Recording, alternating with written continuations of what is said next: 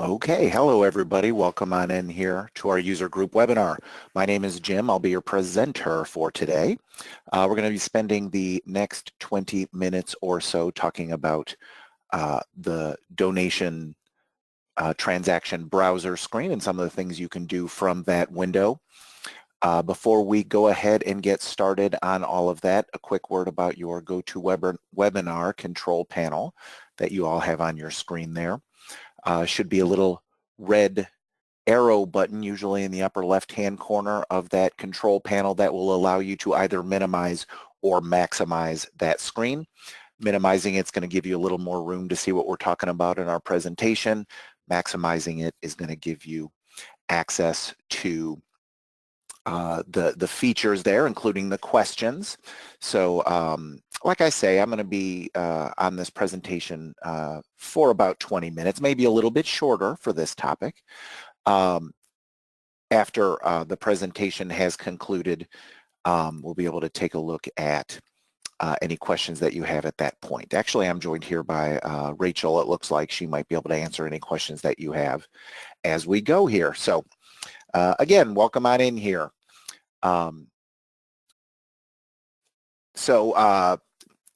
The donations browser is our topic here for today. We'll be running in Church Windows version 21.18.4.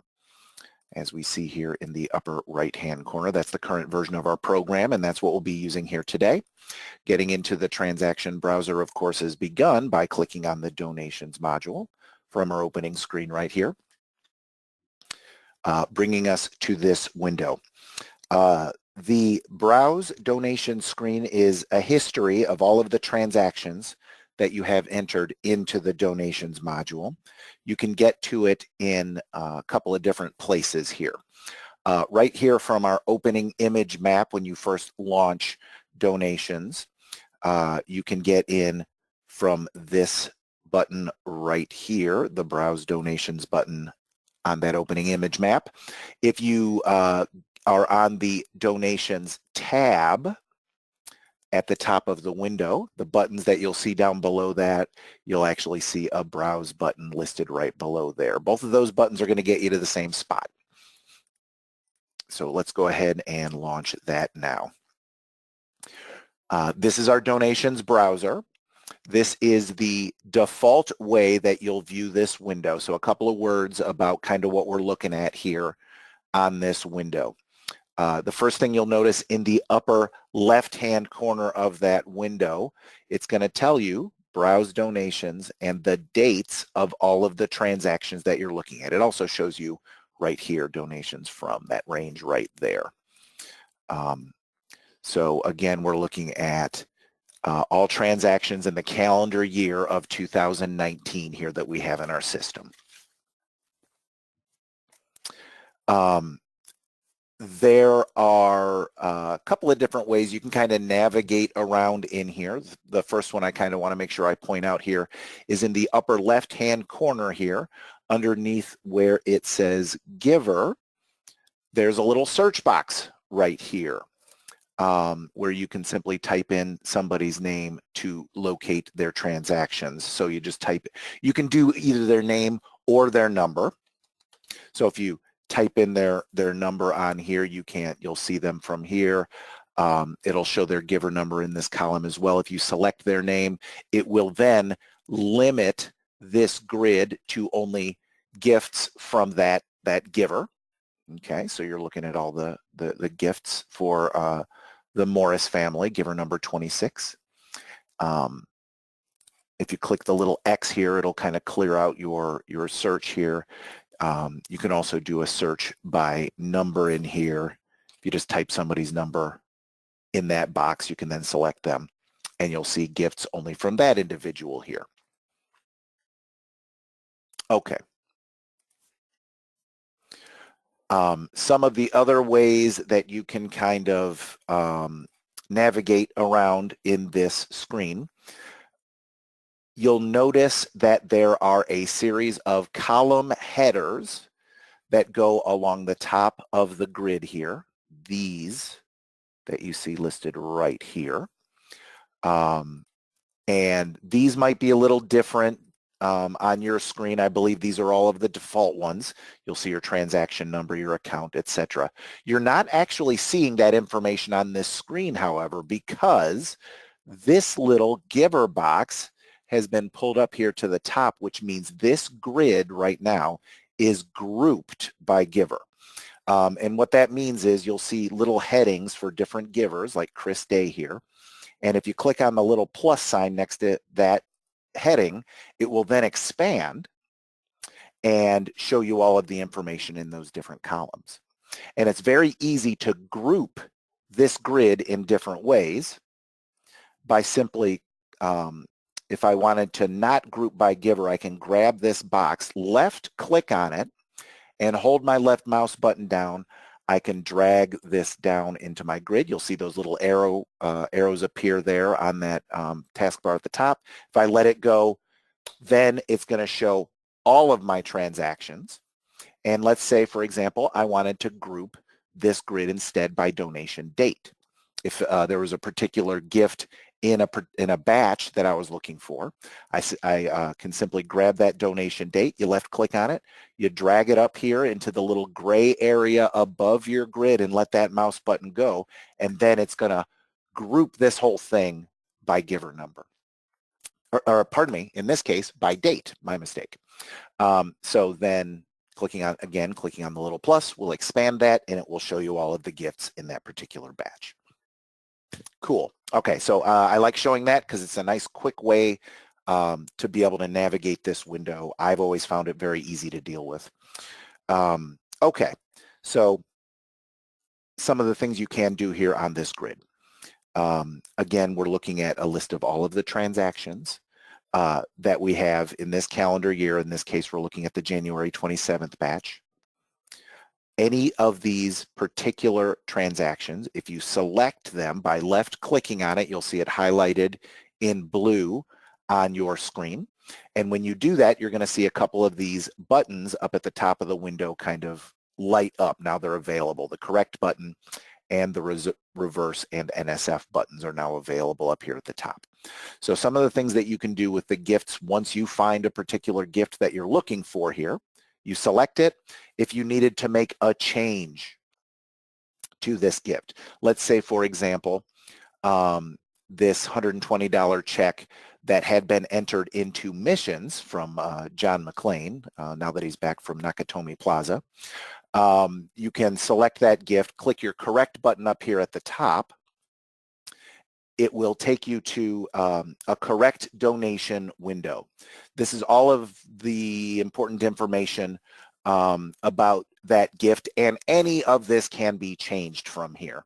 In the example I'm giving you, we wanted to be able to change the giving account for this, but it could be the amount of the gift. You could add comments to it. Anything that you need changed about it can be done. Again, in this case, we're just doing giving account. So in order to do that, you'll see here in the column underneath where it says account/pledge, you can click on your down arrow there. You'll see a listing of all of your different giving accounts. You can also just type the name of the giving account or the number in the box as opposed to clicking on the down arrow if you'd prefer to do it that way. So in this case, let's go ahead and roll that over to the general fund. Once that has been done, you've got a couple of different options down here at the bottom of the window. You can save that donation with this button here. That posts this correction into the donations module, but then does not transfer it over into the accounting module. It will make this batch available to transfer back over to accounting again. You'll use this option if you have different people who are in charge of kind of dealing with the transactions and donations, and then a different person who deals with it, your treasurer who deals with the accounting module. So you can simply save it, tell your treasurer that there is some changes that can be done over in accounting. You know, the appropriate person deals with that. But if this is all your job from this window, you can click on the Save and Transfer button, which is the one next to it. It'll make that change here in donations, and then we'll give you the opportunity to then transfer it over into accounting.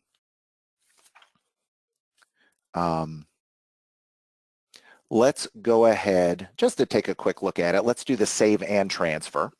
If I click this, it's going to change this in donations first.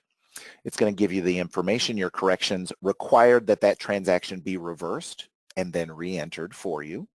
And it's got a new transaction number. When you click OK, it's going to make that change in donations. Then it brings you here to the transfer donations to accounting window. You'll see that date of January 27th listed here. If you click on the plus button next to that, it's going to show you some of the changes that are going to be made over in accounting. If you want to transfer it, you click your post button over here under the transfer button, and then it'll move all of that over into accounting. Okay, so that has been changed. Now, if you'll notice if I click on the little plus next to my donation date, you've got that gift now listed to the general fund.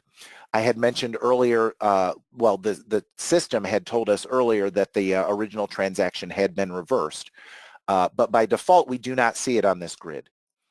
You'll see there's a checkbox in the lower left-hand corner that you can check to include reversed transactions right here. So if I click that, you're going to see some stuff now kind of appear in red. I don't know how well that's coming across on the broadcast here, but transactions that you see in red are kind of reverse transactions. So here is that original missions transaction for $120. You will also see, if I scroll down, the correcting transaction, this one right here, the $22.81, for negative $120 to missions. So it undoes the original transaction and then posts a correcting transaction in there. So that's what it looks like when you're looking at the reversals after a corrected transaction. You can also reverse a transaction using the reverse and NSF button at the top of this window. If for whatever reason you do need to, eliminate a transaction entirely from here. Examples of that, if something got accidentally double entered into your system, a particular gift was entered in there twice, some other weird situations might kind of occur where you need to completely void the original transaction. Same drill, you use the tools you have at your disposal here to locate the transaction that needs reversal. Man, we got a lot of reversal stuff in here. You locate that gift. Let's find a little cleaner one than that. It's okay. We're gonna reverse this. Let's find one that is actually a check here. Okay, here's one. Aaron Lawrence, $30 check, general fund. So you select the gift you want to reverse, and then you can use that reverse and NSF button up here at the top. This one takes you to the reverse donation window right here.